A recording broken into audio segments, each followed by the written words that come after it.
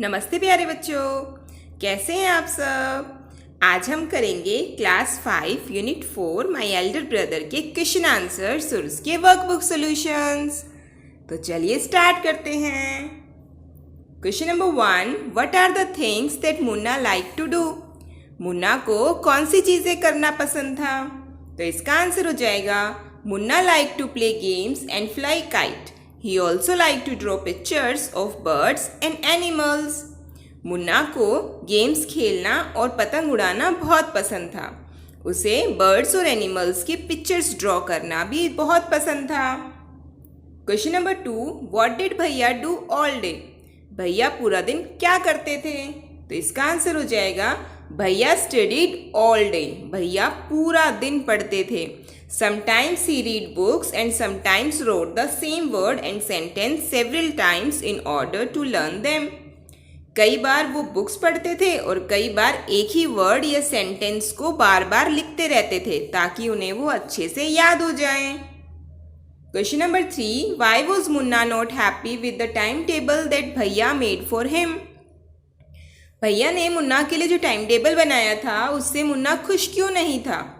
तो इसका आंसर हो जाएगा it was because Munna love to play but there was no scope for it in the time table.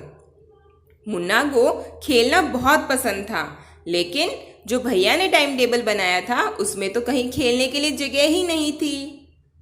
Question number 4, how do you think Munna felt when his brother was so strict with him. Why was भैया so strict with him. Munna को कैसा feel होता था जब उसके भाई, जो उसका बड़ा भैया था, वो उसके साथ स्ट्रिक्ट होता था और भैया उसके साथ स्ट्रिक्ट क्यों थे। तो इसका आंसर हो जाएगा मुन्ना फेल्ट डिसअपॉइंटेड। मुन्ना बहुत निराश फील करता था। भैया वो so strict with him because Munna was भैयाज रिस्पॉन्सिबिलिटी। भैया जो है मुन्ना के साथ स्ट्रिक्ट इसलिए थे क्योंकि वो मुन्ना को अपनी रिस्पॉन्सिबिलिटी समझते थे। उसकी पढ़ाई की जिम्मेदारी जो है वो भैया ने ले रखी थी, इसलिए वो उसके साथ स्ट्रिक्ट थे। Question number 5, whose character do you like more, Munna's और भैयाज। आपको किसका कैरेक्टर ज्यादा पसंद आया, मुन्ना का या भैया का। तो इसका आंसर हो जाएगा I like Munna's character more than भैयाज because he gave equal importance to play and his studies. मुझे मुन्ना का कैरेक्टर भैया से ज़्यादा अच्छा लगा क्योंकि वो इक्वल इम्पोर्टेंस देता था अपनी पढ़ाई के लिए भी और खेलने को भी। Question number 6, creative writing. इसमें हमें एक लेटर का फॉर्मेट दिया हुआ है और फिर उसके बाद कुछ क्वेश्चंस पूछे हुए हैं। तो आपको ये लेटर पढ़ना है और उसके बाद क्वेश्चंस के आंसर बताने हैं। क्वेश्चन नंबर 1 है who has written the letter. ये लेटर किसने लिखा है। तो सबसे नीचे देखिए लिखा हुआ है योर लविंग सन प्रताप। तो ये जो लेटर है ये प्रताप ने लिखा है। Next question, to whom has the letter has been written. जो लेटर है वो किसको लिखा गया है।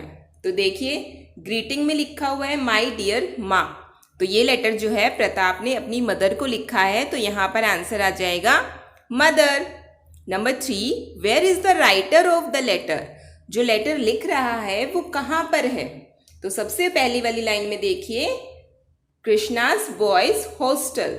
तो जो है राइटर वो हॉस्टल में है और हॉस्टल से अपनी मदर को लेटर लिख रहा है। नेक्स्ट है what is the name of his hostel. तो उसके हॉस्टल का नाम क्या है, कृष्णा बॉयज हॉस्टल। नेक्स्ट है on which date was this letter written. कौन सी डेट को ये लेटर लिखा गया है। तो ये लिखा गया है 10 जुलाई 2000 को। ठीक है। क्वेश्चन नंबर 7, इसमें एक पैसेज दिया हुआ है और इसके नीचे फिर क्वेश्चंस पूछे गए हैं। तो चलिए पहले पैसेज पढ़ लेते हैं। Oliver was a 9-year old boy. Oliver एक 9 साल का लड़का है। ही lived with other homeless boys in an orphanage. और जो ये है बच्चा है, ये अदर जो बॉयज़ हैं जिनके पास भी घर नहीं है वो सब एक ऑर्फनेज में रहते हैं। ऑर्फनेज मतलब अनाथालय, जहाँ पर वो बच्चे रहते हैं जिनके पेरेंट्स नहीं होते। He was pale and thin as were the other boys living there. वो बिल्कुल पीला था और पतला सा था जैसे कि अदर बॉयज वहाँ पर थे। This was because they had to work hard but were never given enough to eat. ये इसलिए था क्योंकि उन्हें दिन भर बहुत मेहनत करनी पड़ती थी और खाने के लिए प्रॉपर खाना जो है वो उनको नहीं मिल पाता था। The owner of the orphanage mister Bumble was a cruel man and he ill treated the boys. जो ऑनर थे ऑर्फनेज का, अनाथालय के जो मालिक थे मिस्टर बम्बल थे, तो वो बहुत ही गंदे व्यक्ति थे और बच्चों के साथ बहुत बुरा व्यवहार करते थे। The boys were always hungry. It was true that they were given 3 meals a day, but each meal consisted only a bowl of watery soup. बच्चे हमेशा भूखे रहते थे क्योंकि ना वो जो हॉस्टल का मालिक था वो उन्हें अच्छे से खाना नहीं देता था। उनको खाना तो तीनों टाइम मिलता था, लेकिन उन्हें सिर्फ पानी वाला सूप ही मिलता था, जिससे बच्चों का पेट नहीं भरता था और वो हमेशा भूखे रहते थे। They were almost starving. वो हमेशा भूखे रहते थे। So it was decided by them to ask the master for more soup. तो सभी बच्चों ने मिलकर डिसाइड किया कि चलो मास्टर से बात करते हैं कि वो हमें ज़्यादा सूप दे। But who would bell the cat. लेकिन बिल्ली के गले में घंटी कौन बांधेगा, जिसका मतलब है कि उनको कौन बोलेगा। Finally the task fell to Oliver. Finally decide हुआ कि ओलिवर इस बारे में अपने मास्टर से बात करेगा। When all the boys had assembled in the cold stone hall for their evening meal, the soup was served. जब सभी बच्चे इकट्ठे हुए शाम को हॉल के अंदर, तो जो सूप है वो सबको दिया गया।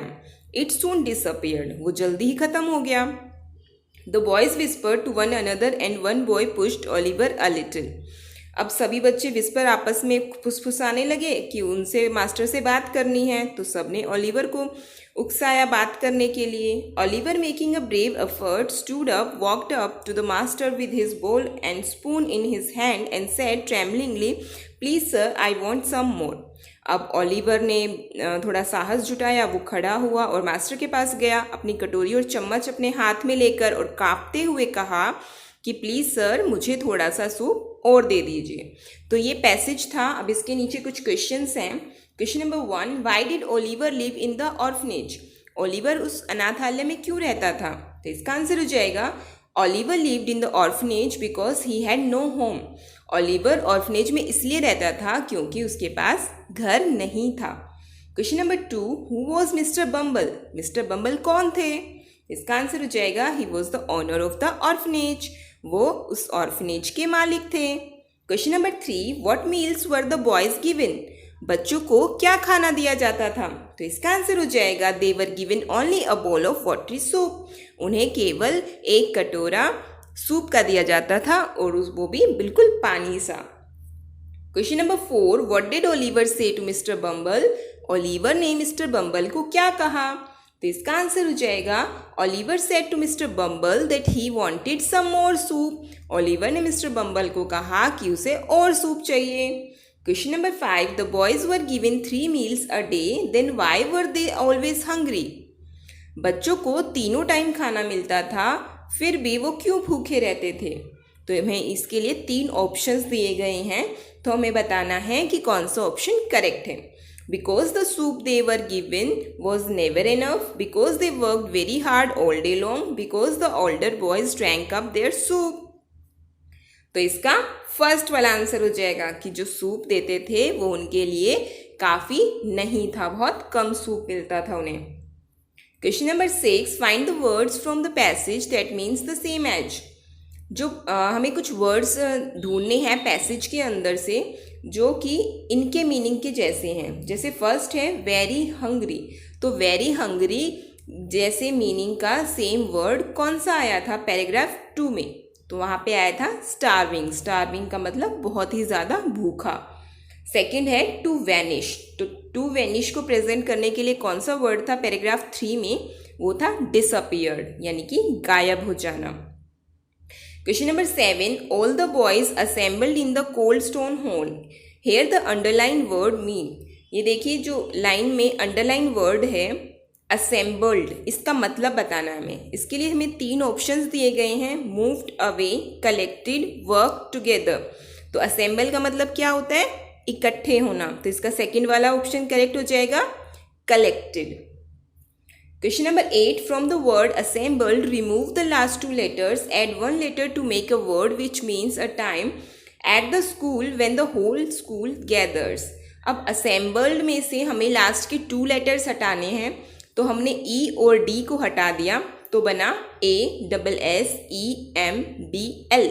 और इसके बाद एक वर्ड और ऐड करना है, वन लेटर ऐड करना है, जिससे कि ऐसा टाइम बन जाए जिस टाइम पर हम स्कूल में सुबह सब इकट्ठे होते हैं। तो वो कौन सा वर्ड हो जाएगा? असेंबली। तो हम Y ऐड कर देंगे और ये बन जाएगा असेंबली।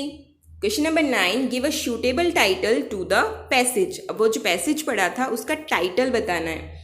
तो मैंने ये टाइटल रखा है ओलिवर इन ऑर्फनेज। आप और भी कोई टाइटल बता सकते हैं। Question number 8, read the following sentences. भैया has been studying in the same class for 2 years। तो भैया जो हैं वो एक ही क्लास में 2 साल से पढ़ रहे हैं। तो इसमें एक प्रॉपर टाइम बताया गया है कि कब से पढ़ रहे हैं। ठीक है, तो इसमें हमने यूज़ किया है 4 का। और Munna was flying kite since morning. भैया मुन्ना जो है वो सुबह से काइट उड़ा रहा है। तो जिस चीज़ के लिए हमें एग्जैक्ट टाइम पता होता है उसमें हम यूज़ करते हैं सिंस। और जिसमें हमें प्रॉपर नहीं बताया जा रहा, जैसे ऊपर वाले सेंटेंस में हम बताया 2 years, लेकिन हमें ये नहीं पता कि वो कौन से 2 years हैं, है ना। तो हमने यूज़ किया वहाँ पर 4। लेकिन यहाँ पर सेकेंड वाले सेंटेंस में हमें सिंस मॉर्निंग, यानी कि आज सुबह से वो पतंग उड़ा रहा है, तो हमें पता है एग्जैक्ट टाइम कौन सा है, तो हमने लगाया इसके अंदर सिंस। तो ऐसे कुछ फिल इन द ब्लैंक्स हैं जिसके अंदर हमें सिंस और 4 का यूज़ करना है। तो फर्स्ट है, I have lived in this house dash I was a baby. तो देखिए इसमें एग्जैक्ट टाइम पता है कि जब मैं छोटा था तब से ही मैं इस घर में रह रहा हूँ। तो हम यहाँ पर सिंस फील करेंगे क्योंकि हमें एग्जैक्ट टाइम पता है।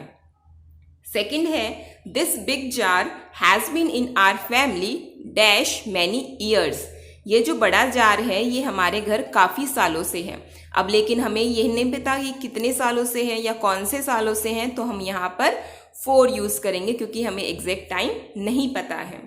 Number 3, the old banyan tree in the village has been there dash the last 200 years।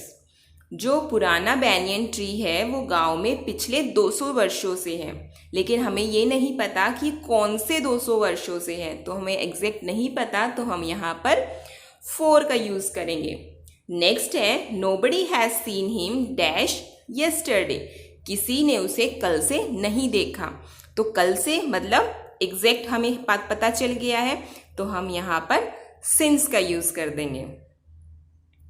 चलिए, ये हो गया आपका चैप्टर की एक्सरसाइज फिनिश। अगर आपको ये वीडियो अच्छी लगी है तो आप इस वीडियो को लाइक कीजिए, शेयर कीजिए और मेरे चैनल को सब्सक्राइब कीजिए। मिलते हैं आपसे हमारी नेक्स्ट वीडियो में। तब तक के लिए अपना ध्यान रखिए। Bye bye.